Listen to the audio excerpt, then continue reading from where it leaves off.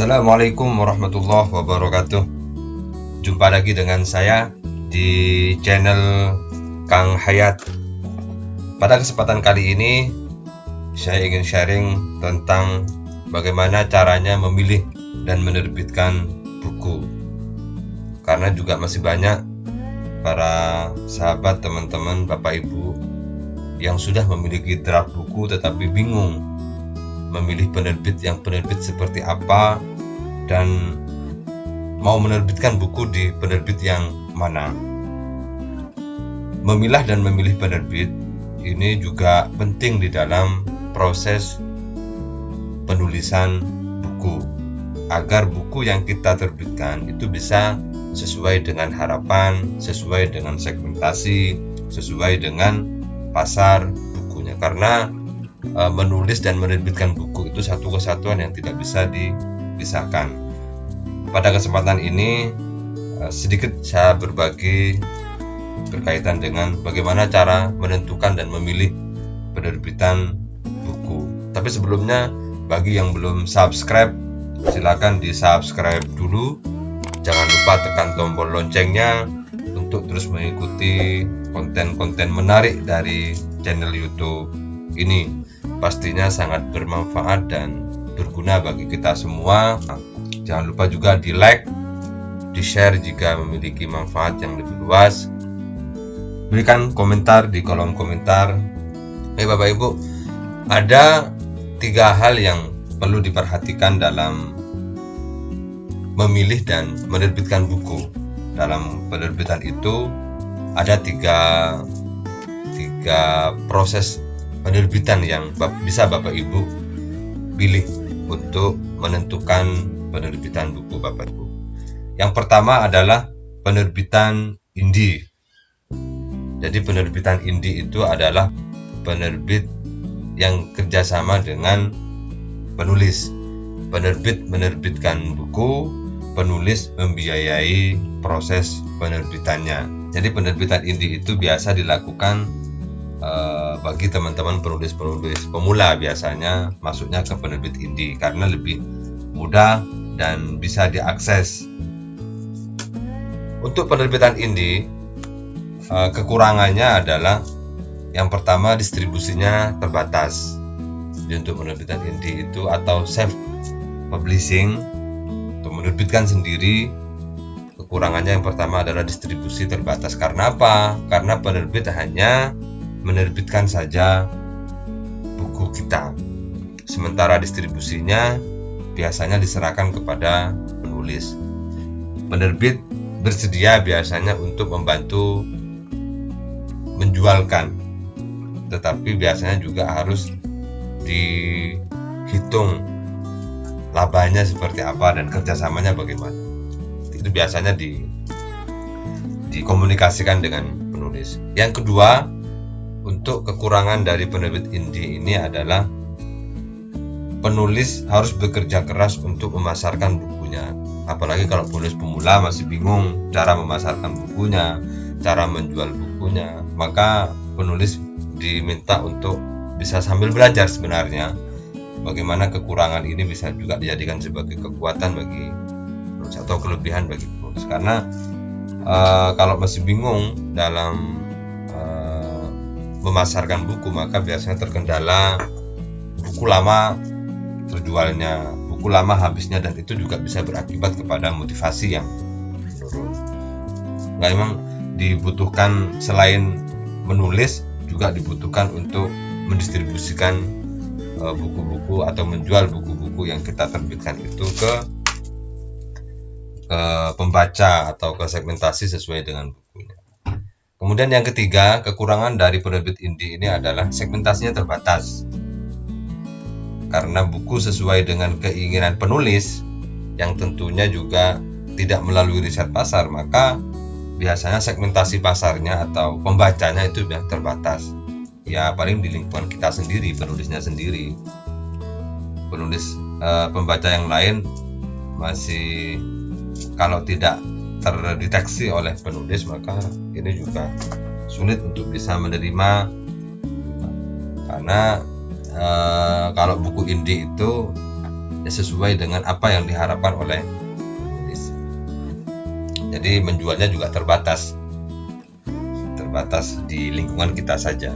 Kemudian yang keempat, biaya ditanggung oleh penulis. Jadi penerbitan indie itu seluruh biaya produksi penerbitan itu ditanggung oleh penulis, dan penjualan juga biasanya diserahkan kepada penulis oleh penerbit. Misalnya penerbitan 100, maka penerbit sudah memiliki hitung-hitungan. 100 misalnya biayanya 3 juta, tinggal dibagi saja kalau per eksemplar berapa. Kelebihan dari penerbit indie ini, buku pasti terbit, jadi tidak melalui proses review atau apapun. Tapi kalau misalnya buku penulis minta untuk dicek, mungkin penerbit masih memungkinkan mau, tapi rata-rata penerbit hanya menerbitkan bukunya atau memproduksi penerbitannya saja, sementara mulai dari konten, isi, substansi dari buku diserahkan kepada penulis. Maka biasanya buku pasti terbit. Jadi kalau yang hanya pengen menerbitkan buku tanpa melihat aspek yang lain, bisa di penerbitan indie karena mudah. Kemudian kita nyerahkan draft saja, yang penting mau membiayai produksinya, penerbit pasti mau menerbitkan. Walaupun beberapa penerbit misalnya masih pertimbangan banyaknya eksemplar yang mau diterbitkan, tergantung dari penerbitnya. Kemudian yang kedua, lebih banyak mendapatkan keuntungan dari penjualan buku. Jadi penerbitan buku indie ini kelebihannya adalah walaupun segmentasinya terbatas, pembacanya terbatas, tapi kita bisa menjualkan lebih banyak keuntungannya. Kalau biasanya misalnya dari proses penerbitan itu kita membiayai penerbitan, bisa saja satu buku kita membiayai dengan harga 30.000, maka ketika kita jual itu bisa dengan harga 50.000. Berbeda dengan yang misalnya kita menjual sesuai dengan harga pasar, tapi keuntungan kita lebih banyak. Kemudian yang ketiga, keuntungannya atau kelebihannya adalah fleksibel, bisa menentukan pasar sendiri. Teman kita yang misalnya dekat, ya kita bisa tawari, keluarga kita bisa tawari. Jadi kita bisa menarget pasar buku kita itu tergantung dari kita, seberapa intens kita bisa berkomunikasi dengan banyak orang. Maka disitulah nilai fleksibilitas kita dalam proses memasarkan buku kita, dan lebih rentannya, lebih dinamis. Kemudian penerbitan yang kedua adalah penerbitan kerjasama. Dalam proses penerbitan juga ada penerbitan kerjasama. Bagaimana penerbitan kerjasama ini? Penerbitan kerjasama itu biasanya prosesnya ditentukan oleh penulis dan penerbit. Biasanya dalam proses konten draft buku itu biasanya penerbit juga menyimak atau bisa mereview dari draft buku yang kita ajukan. Biasanya dalam penerbitan kerjasama ini 50-50 dalam proses produksi atau biaya, termasuk dalam distribusi. Jadi penerbitan kerjasama ini biasanya penerbit membiayai 50% dari total produksi, banyaknya produksi dengan penulis. Jadi penulis 50%, penerbit 50%. Misalnya biaya produksi dengan hitung-hitungan penerbit misalnya 10 juta, maka 5 juta diterbitkan oleh penulis, 5 juta diterbitkan oleh penerbit. Atau sebaliknya, kalau misalnya mau menerbitkan 1000 eksemplar sesuai dengan kesepakatan tentunya, maka 500 eksemplar dibiayai penulis, 500 eksemplar dibiayai penerbit, sehingga namanya disebut dengan penerbitan kerjasama. Mulai proses penerbitan itu dikerjasamakan dengan penulis dan penerbit. Begitu juga dengan distribusi.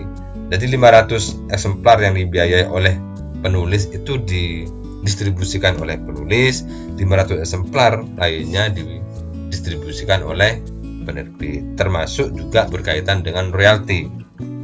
Jadi royalti yang dijual, yang didistribusikan itu juga bisa dibagi dengan penerbit dan penulis, tergantung dari kerjasama dan perjanjiannya seperti apa. Ada kelemahan, ada kekurangan dan kelebihannya juga. Kekurangan dari penerbitan kerjasama ini, yang pertama adalah penulis dibebankan biaya penerbitan. Tadi juga sudah saya sampaikan. Jadi 50% itu penerbit, 50% penulis, baik dihitung dari biayanya atau dihitung dari eksemplar itu. Kemudian yang kedua, penulis juga memiliki tanggung jawab untuk mendistribusikan dari bukunya. Jadi penulis juga dibebankan untuk mendistribusikan buku-buku yang diterbitkan. Misalnya 500 eksemplar yang dibiayai penulis, yaitu bagaimana didistribusikan ke segmentasi ke pasar.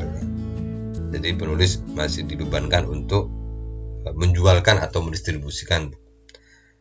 Yang ketiga, royalti juga dibagi royaltinya 50% misalnya, atau 60% 40%, atau 50% 50% sesuai dengan kerjasamanya. Kelebihannya apa? Kelebihan dari proses penerbitan ini, buku bisa diterbitkan dengan syarat ada review dari penerbit. Biasanya penerbit lebih banyak melihat dari aspek pasarnya, karena penerbit itu memiliki konsep riset pasar. Tetapi buku pasti diterbitkan asalkan memiliki kesepakatan antara kedua pihak. Misalnya, bukunya dari segmen pasar bagus, tapi dari segi konten misalnya masih kurang, itu biasanya ada masukan dari penerbit. Misalnya dari segi konten bagus, tapi dari segmentasi pasar masih minim, maka biasanya juga ada review, ada masukan yang perlu ditambahkan. Tetapi buku dipastikan lebih banyak diterbitkan, peluang untuk diterbitkan banyak, walaupun ada sedikit masukan atau review dari penerbit, itu biasa untuk meningkatkan konten atau dari aspek pasar. Yang kedua, distribusi bisa luas. Kenapa? Karena penerbit juga membantu mendistribusikan buku yang kita terbitkan. Dari hasil kerjasama tadi, yang separuhnya itu bisa didistribusikan oleh penerbit. Kalau penerbit distribusinya luas secara nasional, maka dipastikan buku kita juga bisa terdistribusi secara nasional. Yang ketiga, kelebihannya mendapatkan royalti. Walaupun tadi royaltinya harus dibagi, tetapi itu menjadi kelebihan bagi kita. Kita paling tidak mendapatkan royalti. Kalau misalnya buku yang dikerjasamakan ada 5, royaltinya misalnya dapat 10 juta setahun, akan dibagi misalnya 50% 5 juta. Jadi 5 juta dikali 5 berarti sudah 25 juta misalnya gitu. Sehingga masih mendapatkan hak royalti bagi penulis. Itu kelebihan dari penerbitan kerjasama. Dan yang terakhir adalah penerbitan mayor. Penerbitan mayor ini penerbitan yang biasanya dilakukan di penerbit-penerbit besar, penerbit-penerbit yang sudah punya distribusi luas. Jadi memungkinkan untuk penulis pemula bisa kalau misalnya dari konten bagus, dari pasar bagus, dari segmentasi bagus, bisa dicoba untuk bisa dilempar ke penerbit mayor. Jadi strateginya untuk kita bisa memastikan bahwa buku kita bagus atau tidak, maka Bapak Ibu atau teman-teman sahabat-sahabat semua, draft buku kita bisa dikirim ke penerbit mayor dulu untuk mengukur sejauh mana buku kita ini bagus atau tidak. Walaupun biasanya selain draft buku yang dinilai, biasanya penulis yang memiliki nama misalnya itu juga menjadi pertimbangan, tetapi secara umum biasanya melihat dari konten dan pasar atau segmentasi dari buku tersebut untuk masuk ke dunia penerbitan mayor. Jadi Bapak Ibu, terutama Bapak Ibu teman-teman penulis pemula yang pengen menerbitkan di buku mayor, maka silakan bisa dimasukkan ke penerbit mayor untuk memastikan bahwa apakah buku kita ini bagus, baik, buku kita ini sudah sesuai dengan pasar atau tidak, atau banyak tidak pembacanya. itu biasanya bisa dimasukkan ke penerbit mayor, karena kita bisa mengetahui sejauh mana kemampuan kita menulis. Syukur-syukur draft buku pertama kemudian bisa langsung diterima di mayor, itu luar biasa. Berarti pola penulisan kita sudah tepat, sudah baik, sehingga bisa dipublikasikan atau diterbitkan di penerbit mayor.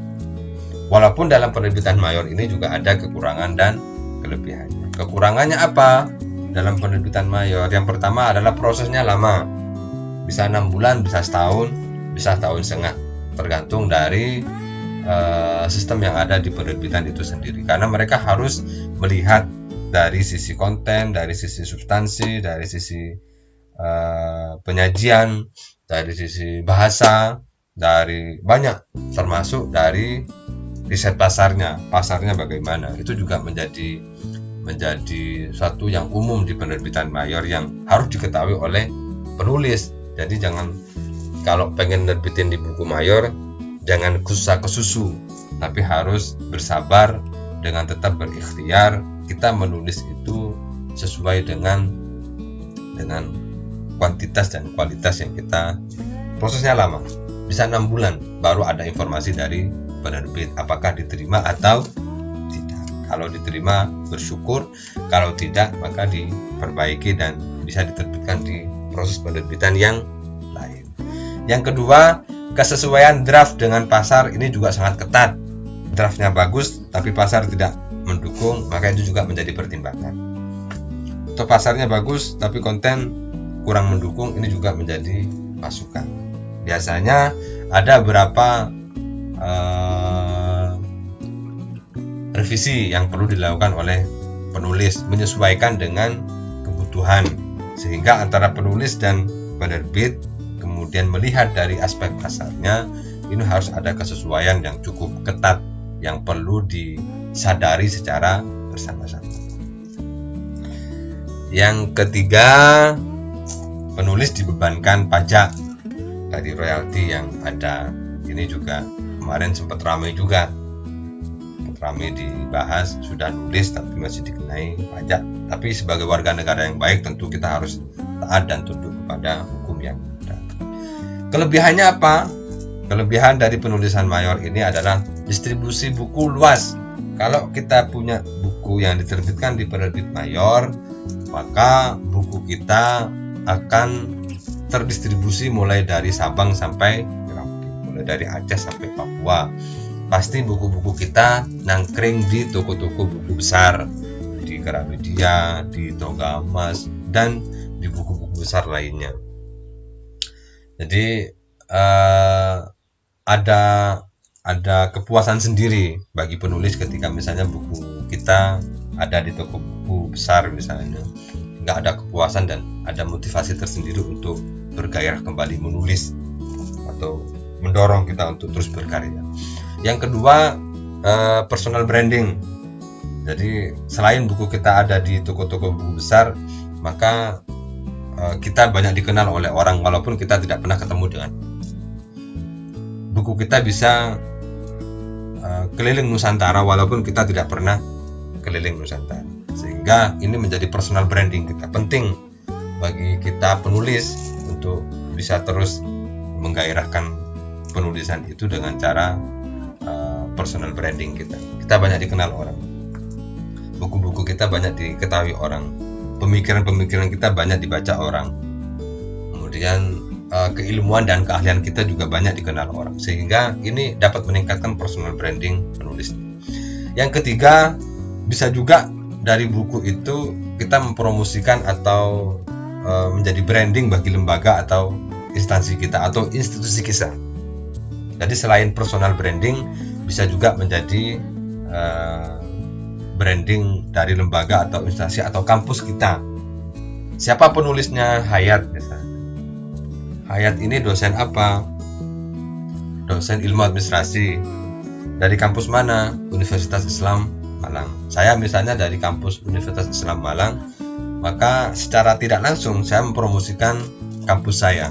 Saya mempromosikan institusi saya, yaitu Unisma, Universitas Islam Malang. Dan semua orang akan tahu, pembaca saya juga tahu. Dan orang yang memiliki buku saya juga tahu bahwa saya dari kampus Universitas Islam Malang. Ini juga menjadi penting untuk bisa menjadi motivasi kita untuk terus bisa menulis dan berkarya. Selain membranding diri, juga membranding lembaga yang menaungi kita. Kemudian yang keempat adalah networking, banyak jaringan yang bisa kita temui, bisa kita lakukan dengan buku itu. Karena dari berbagai kampus misalnya ingin berkolaborasi, ingin sharing bersama berkaitan dengan keilmuan dan kepakaran kita. Karena orang tahu kita pakar bidang apa itu dari buku-buku kita. Buku-buku yang kita tulis, buku-buku yang kita sebarkan itu melahirkan banyak networking, banyak jaringan di berbagai instansi, di berbagai lembaga, di berbagai kampus. Karena orang akan tahu kepakaran dan keahlian penulis ini apa, sesuai dengan bidang ilmunya. Maka kalau ada kesesuaian dengan bidang ilmunya, maka tentunya bisa menjadi magnet untuk bisa bekerja sama dengan orang. Dan yang terakhir, kelebihannya dari buku mayor ini adalah mendapatkan royalti sama dengan penerbitan kerjasama, tetapi royalti untuk penerbitan mayor ini penuh. Kalau misalnya 15%, ya kita mendapatkan royalti 15% dari penjualan semua buku kita. Ada yang 11%, ada yang 10%, ada yang 9%, ada yang 8%. Sesuai dengan perjanjiannya atau kerjasamanya. Karena dalam proses penerbitan itu ada namanya surat perjanjian kerjasama atau SPK, atau surat perjanjian penerbitan atau SPP.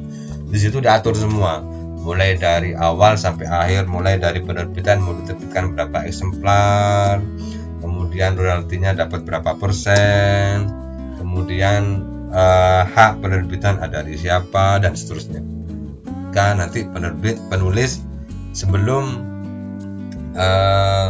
buku diterbitkan atau diproduksi, maka biasanya penerbit mengirimkan SPP, surat perjanjian penerbitan, atau SPK, surat perjanjian kerjasama, untuk disetujui dan ditandatangani oleh penulis. Sehingga kalau itu sudah selesai, maka tinggal buku nanti diproduksi dan didistribusikan. Semoga bermanfaat dan menjadi motivasi Bapak Ibu, teman-teman, kolega, sahabat, terutama Bapak Ibu dosen pemula atau penulis pemula. Penting untuk bisa memberanikan diri kita menerbitkan buku sebagai karya terbaik kita. Semoga bermanfaat, semoga menjadi kebaikan dan kebergunaan bagi kita semua. Saya akhiri dulu. Assalamualaikum warahmatullahi wabarakatuh.